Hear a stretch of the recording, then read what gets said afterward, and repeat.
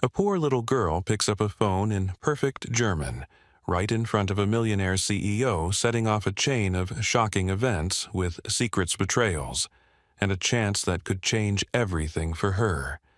And her mom. Don't miss this powerful story that will keep you watching until the very end. Dear friend, what you're about to experience is not just a story, it's a deeply human journey about loss resilience, and the quiet, unexpected ways love finds us when we need it most. If this is your first time here, I invite you to drop a comment and tell us where you're watching from. We love hearing your voice. And if you're someone who believes in second chances and the hidden strength of ordinary people, and in stories that stay with you long after they end, consider subscribing and tapping the bell icon. We share moments that matter. Thank you for being part of this one. Now, let's begin. In the grand marble lobby of the Astoria Grand Hotel, where sparkling chandeliers lit the polished floors, and guests in designer suits swept past with barely a glance, a small, pale-faced girl sat curled up on a faded backpack. Her name was Sophie Evans. She was 8 years old, her hair pulled back in a messy braid, her eyes the color of storm clouds. And on this day, a day that began like every other, she would do something that would upend not just her life, but the life of the most powerful man in the building. It began with a shrill, insistent ring. The reception phone at the concierge desk wailed into the cavernous lobby. One ring, 2, 3 each chime echoing like a countdown. The staff were scattered busy, tending to the unexpected influx of VIP guests. Mia Evans, Sophie's mother, was upstairs delivering towels to a guest suite. The lobby felt abandoned, save for Sophie and the massive floral arrangements that towered over her. Sophie's heart hammered in her chest as the phone's ringing grew more urgent. Her mother had told her many times, "Stay out of sight, don't draw attention." But she also remembered the nights Mia cried herself to sleep over unpaid bills, the hushed phone calls about eviction warnings. Sophie thought of all the German words her grandmother had whispered to her in bedtime stories, and she made a decision that would change everything. She stood legs trembling and reached the concierge desk. Standing on tiptoe, she pulled the phone toward her and pressed it to her ear. "Guten Tag," she said, her voice almost a whisper. "Astoria Grand Hotel. Wie kann ich Ihnen helfen?" The words slipped out effortlessly, her accent flawless, a lullaby of a language she had loved since she first heard it sung. On the other end of the line, there was a stunned silence. Then a man's voice, low and serious, answered in German. "This is Hans Muller from Berlin. I need to confirm tomorrow's breakfast meeting with Mr. Jonathan Preston." The conversation poured forth like a river, and Sophie scribbled notes on a napkin she pulled from her backpack. She confirmed times-adjusted details and promised to pass the message along. Unbeknownst to Sophie, Jonathan Preston himself had entered the lobby moments earlier. The CEO of Preston Hospitality Holdings, he was known as a man of intimidating presence, tall with steel-gray hair and eyes that missed nothing. He stopped dead when he heard perfect German drifting from behind the front desk. His eyes fell on a little girl who barely reached the counter, speaking with the confidence of a seasoned interpreter. As Sophie hung up the phone, she turned and nearly screamed.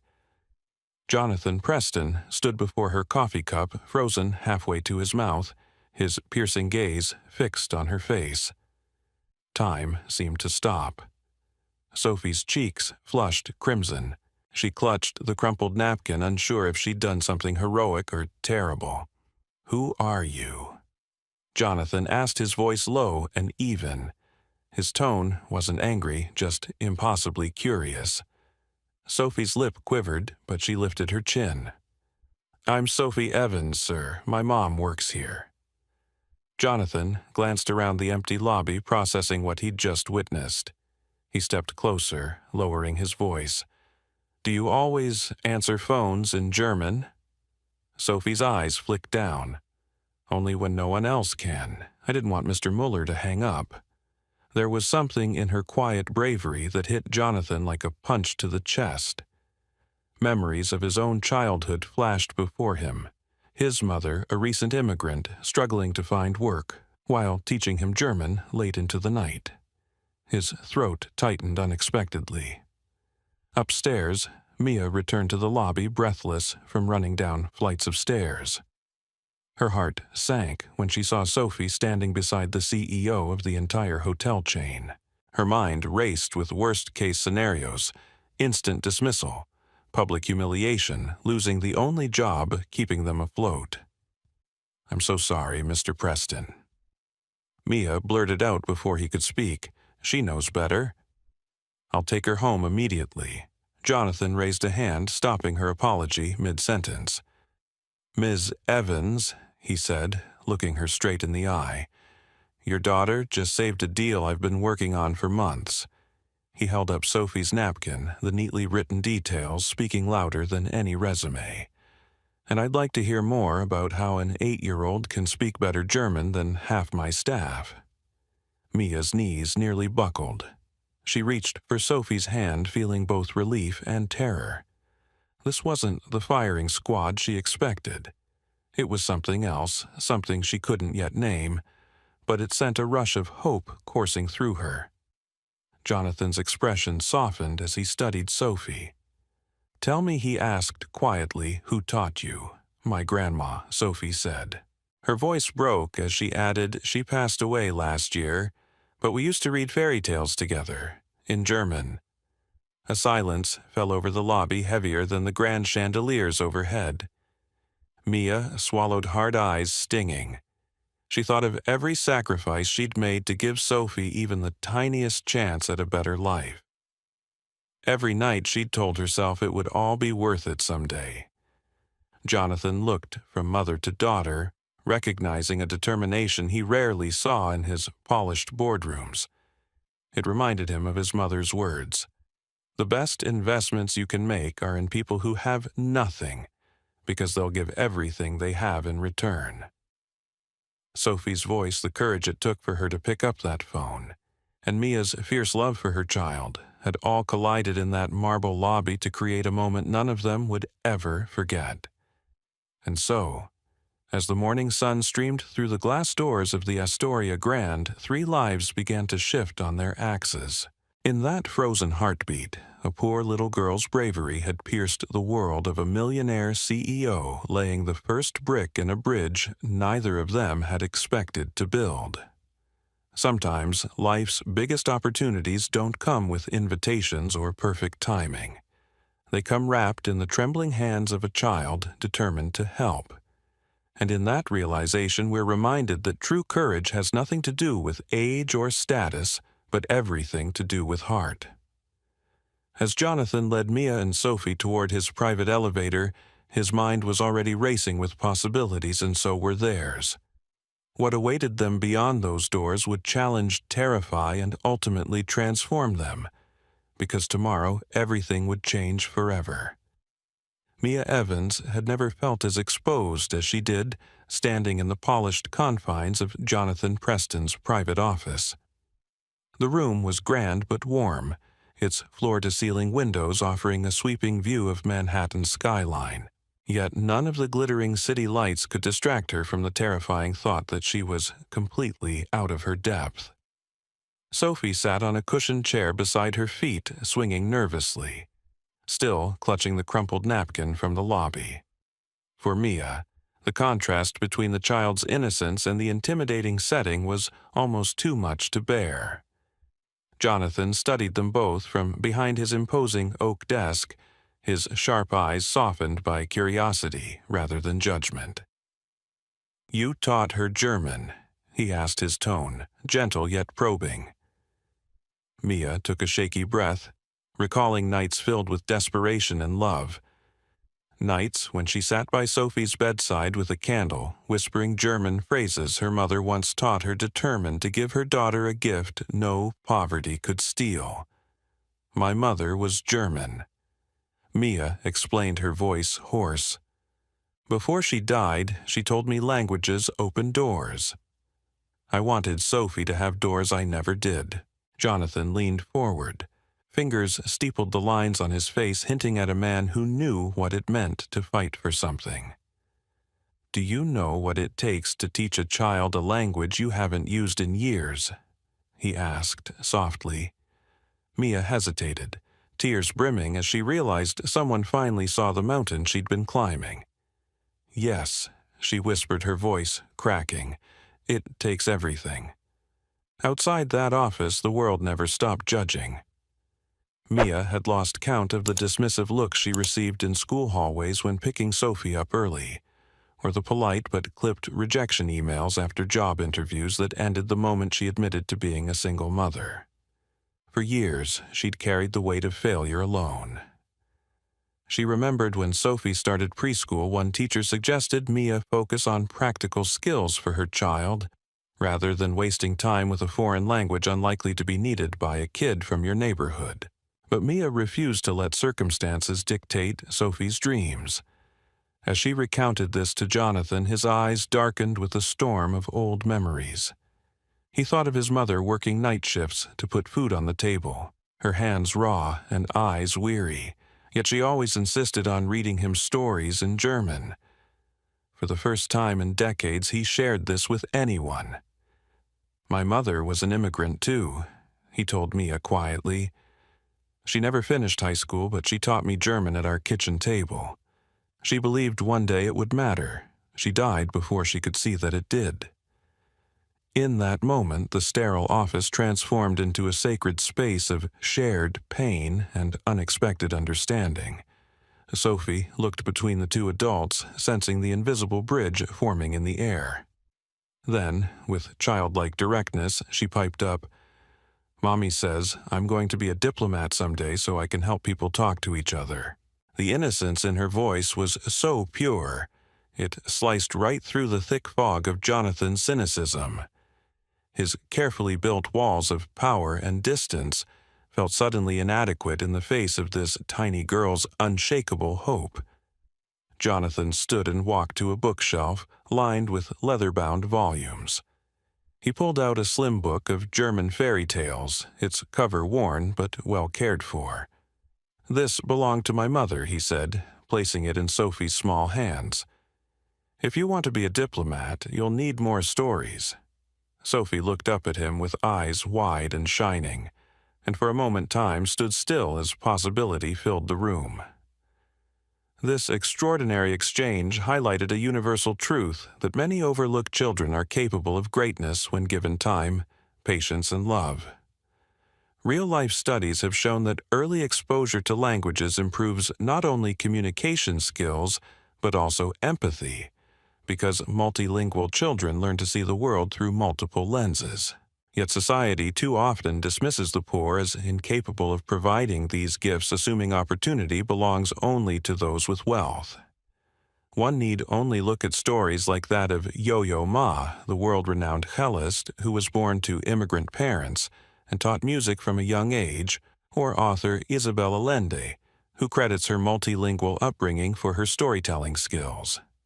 These examples prove that nurturing hidden potential, even in the most unexpected places, can lead to extraordinary outcomes.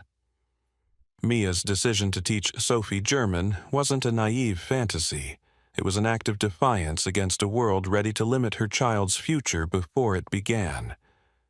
The lesson here is simple but powerful. Never underestimate what small moments of faith and persistence can build.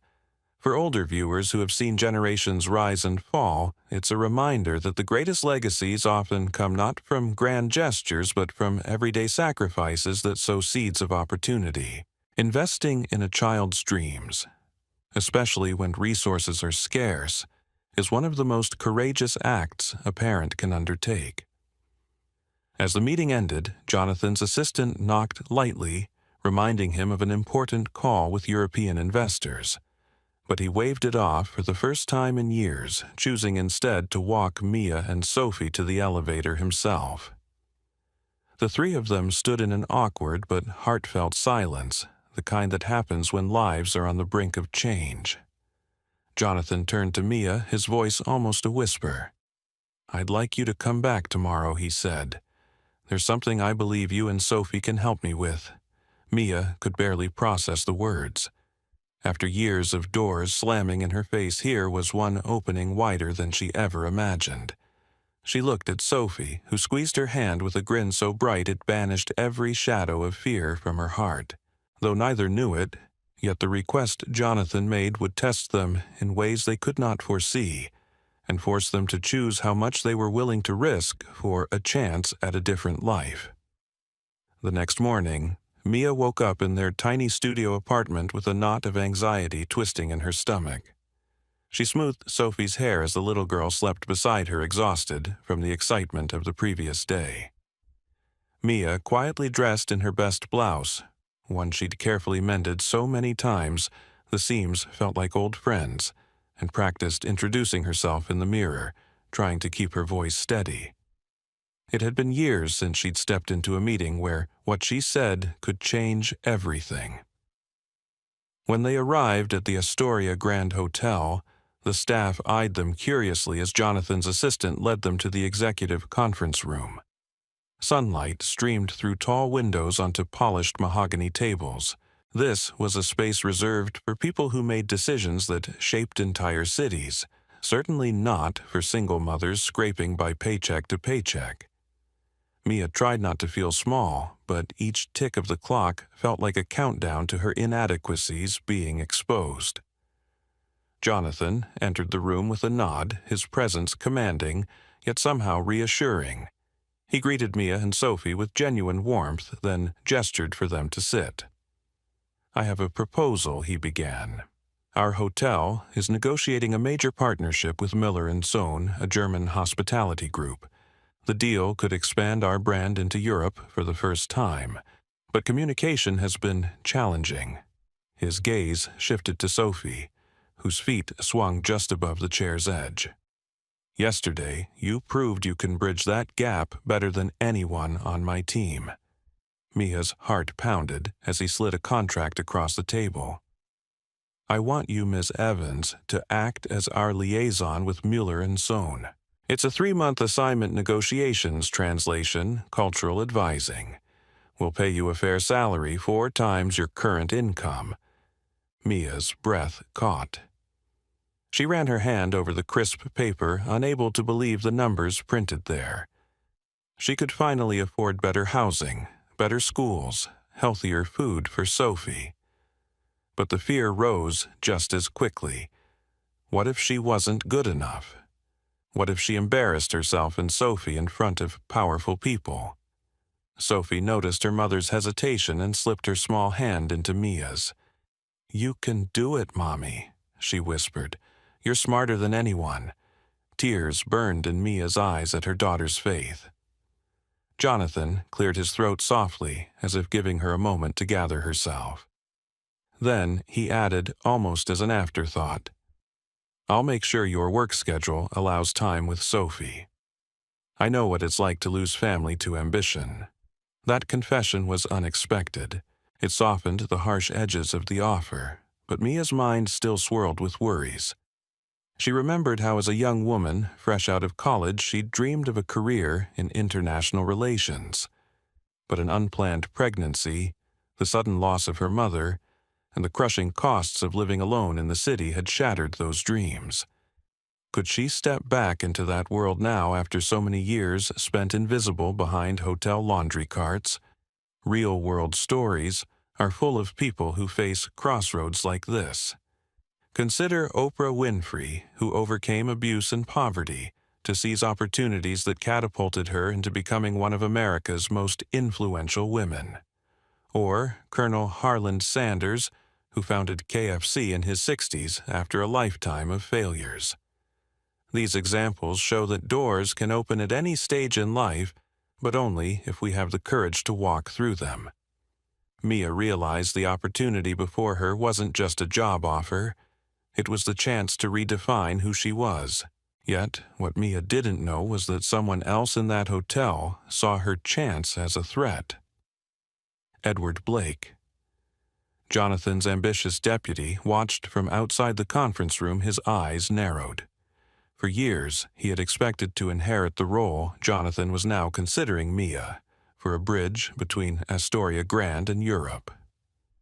To Edward, Mia's sudden presence felt like a cruel twist of fate. He resolved in that moment to find a way to sabotage her. His plan would soon set off a chain of events Maya could never have anticipated. Back in the conference room, Jonathan waited patiently for Mia's answer. Her hands trembled as she reached for the pen.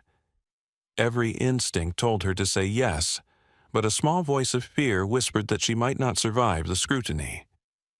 Sophie squeezed her hand again, her big eyes shining with trust. "We believe in you," she said simply. That was all it took. Mia signed. Jonathan exhaled with relief, a smile breaking through his usual reserve. "Excellent," he said. "Our first meeting with Miller & Son's representatives will be tomorrow evening at the hotel restaurant. Dress as you would for any important occasion. We'll introduce you as our lead liaison."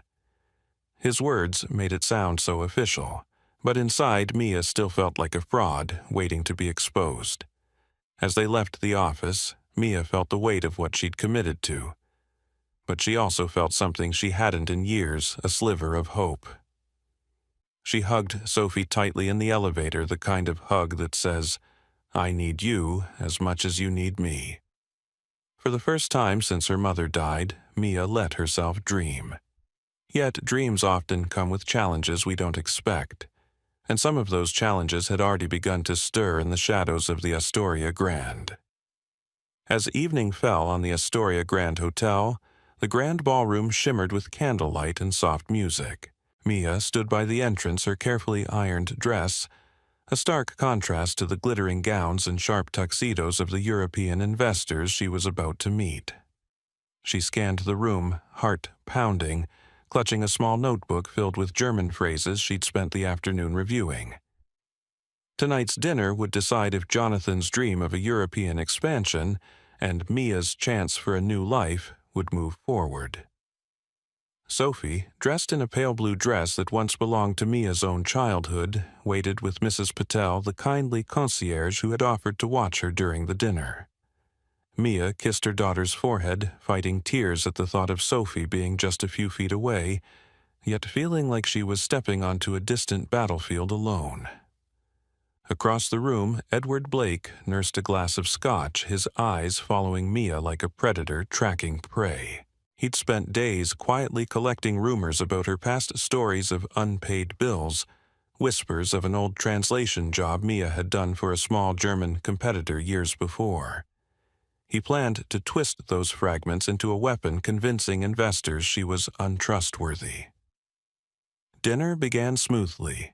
Mia interpreted conversations between Jonathan and Mr. Keller Miller and Son's silver-haired CFO, flawlessly shifting between English and German. Guests nodded appreciatively. Toasts were raised, and for a brief shining hour Mia felt like she belonged. But just as dessert was served, Edward made his move.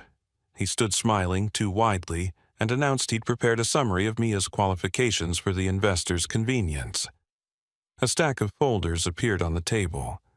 Mia's blood turned to ice when she flipped one open. It contained distorted copies of old invoices from her freelance days, twisted to suggest she'd worked against Preston's interests by assisting a rival years ago. Gasps rippled through the table. Mr. Keller's brows knitted in suspicion. Mia tried to speak, but the words lodged in her throat. Shame flooded her cheeks. Sophie, peeking from the doorway, saw her mother's stricken face and tugged at Mrs. Patel's hand. Before anyone could stop her, the little girl burst into the room, eyes blazing with fierce determination. She climbed onto a chair next to Mia and declared in perfect German, "My mother has always helped people understand each other." She would never lie. Silence fell. Mia's eyes welled with tears as Sophie continued, voice shaking but clear. "My mommy taught me that words are bridges, not weapons. Please don't take her chance away." The room seemed to exhale. Mr. Keller leaned back, studying the child who had spoken like a diplomat twice her age. His frown softened. "This is your daughter?" he asked Mia in German. Mia nodded, her voice barely a whisper. "Yes." "She's why I do everything." Jonathan rose from his seat, face set in cold fury. He picked up Edward's folder and threw it onto the table. Papers fluttered like wounded birds. "This is garbage," he said, his voice echoing through the hushed ballroom. "Miss Evans' integrity speaks for itself. And if you can't see that you're free to leave my hotel." Turning to Edward, Jonathan's voice dropped to a deadly calm. "You're done here." Security appeared, as if conjured, and Edward's face drained of color as he was escorted out. In the stunned quiet that followed, Mr. Keller cleared his throat. "Miss Evans," he said in slow, deliberate German, "your courage impresses me more than any resume. Let's continue our discussion." Mia's breath came in ragged gasps, but relief washed over her as she realized the worst had passed. For anyone who's ever felt one misstep away from losing everything, this moment offers a powerful lesson. The truth has a quiet strength that no lie can match. Even when others try to twist your past against you, standing firm in your integrity can turn the tide. Real-life examples of this abound, from whistleblowers who risked careers to expose corruption to single parents who overcame slander to build better lives for their children. Jonathan placed a reassuring hand on Mia's shoulder, his voice softer than she'd ever heard it. "You don't owe me an explanation," he said. "You owe yourself a chance."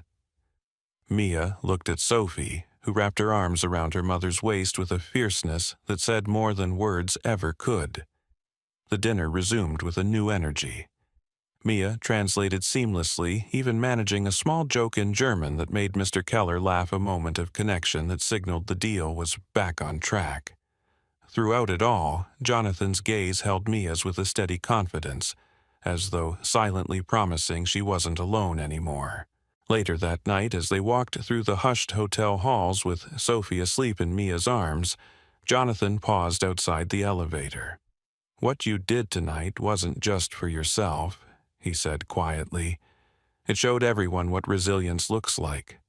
His eyes held a warmth that made Mia's breath catch, but before she could reply, the elevator dinged open, carrying them into an uncertain but hopeful tomorrow.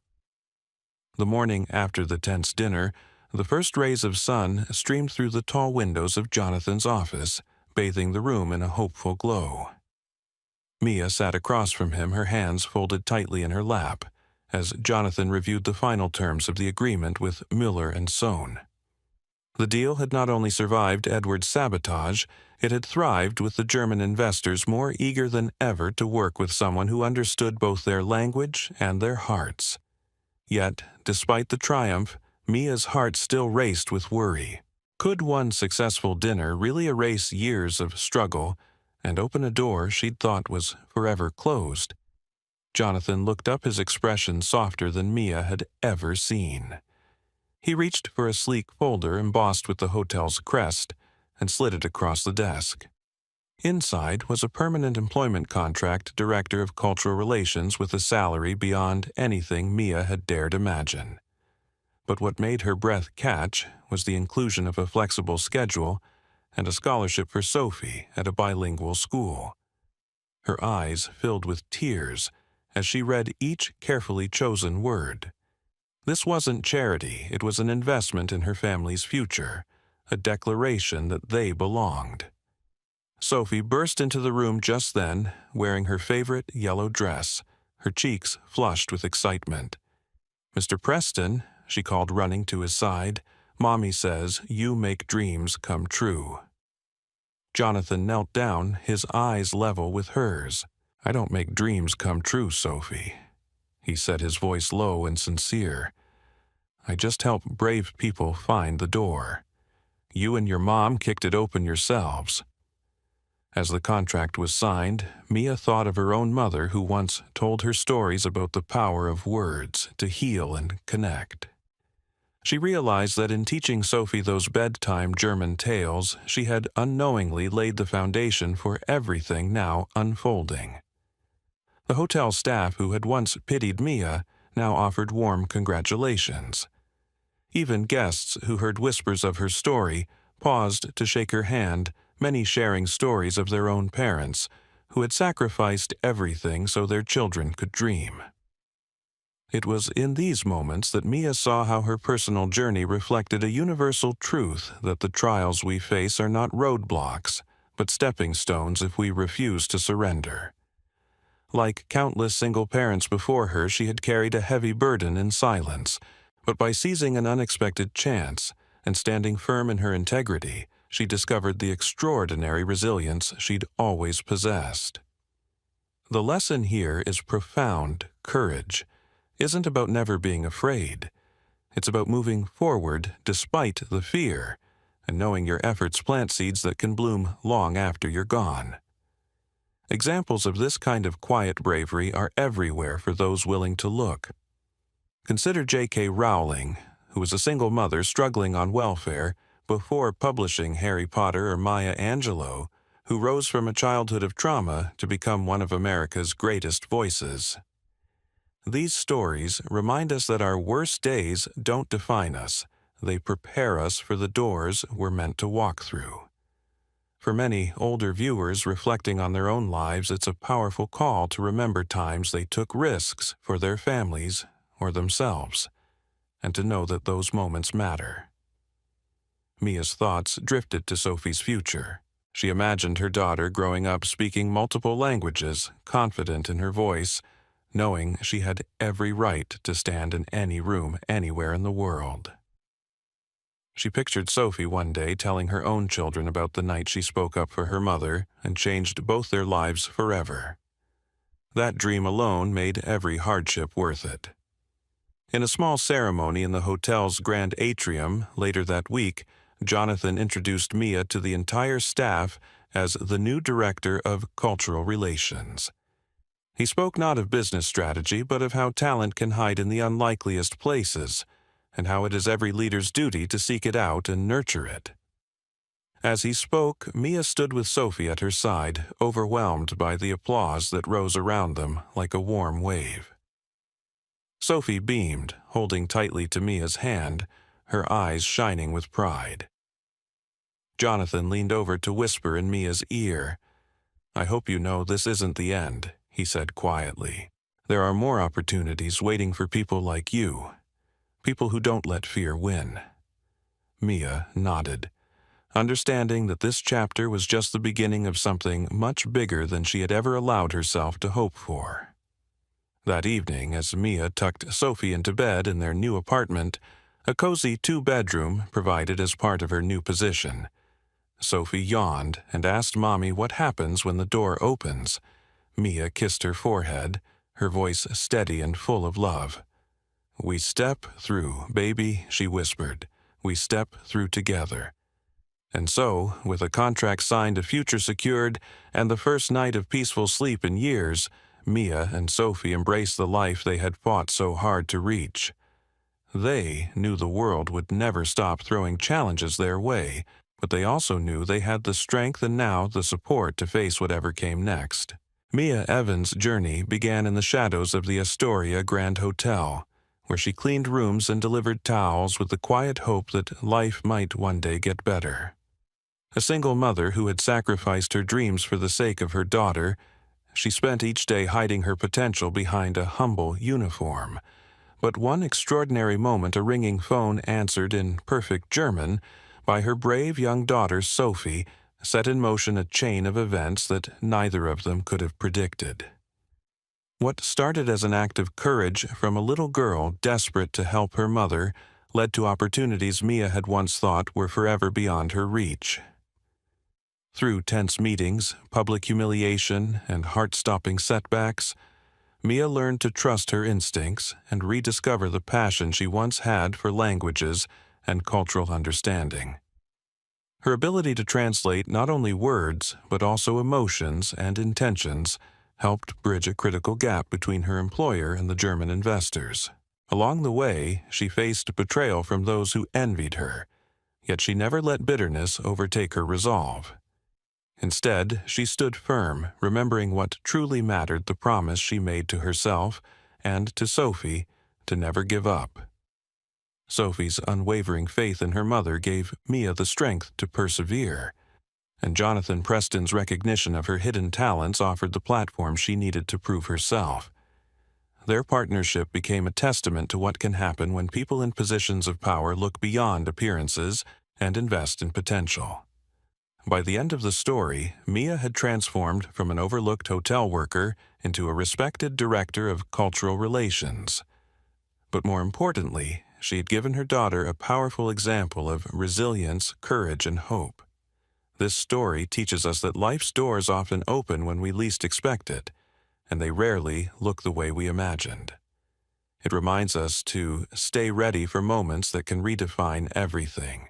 Mia's journey shows the importance of perseverance, even when odds seem insurmountable, and how a single act of bravery can create ripples of change that reach far beyond ourselves. In today's world where judgment can be swift and opportunities unevenly distributed, her experience is a powerful call to see the humanity in everyone, especially those who struggle silently. The moral lesson here is about the power of compassion, patience, and the willingness to forgive both ourselves and others. Mia's story shows us that kindness from someone like Jonathan can change lives, but so can the patience we show ourselves when we stumble. When we allow ourselves to hope again after disappointment, when we take risks despite fear, and when we choose to see the good in people, we create space for transformation, not just in our own lives, but in our communities. Apply this lesson today by offering encouragement to someone who feels unseen, by taking a chance on your own forgotten dream, or by simply practicing patience with yourself as you navigate life's challenges. Remember that every person has untapped potential waiting to shine if given a chance. Thank you so much for watching this story to the end. If you enjoyed it and want to hear more heartwarming, inspiring stories like Mia and Sophie's, please hit the subscribe button and turn on the notification bell so you never miss an update. Your support means the world to us and gives us the motivation to keep sharing stories that touch the heart. Thank you for being here.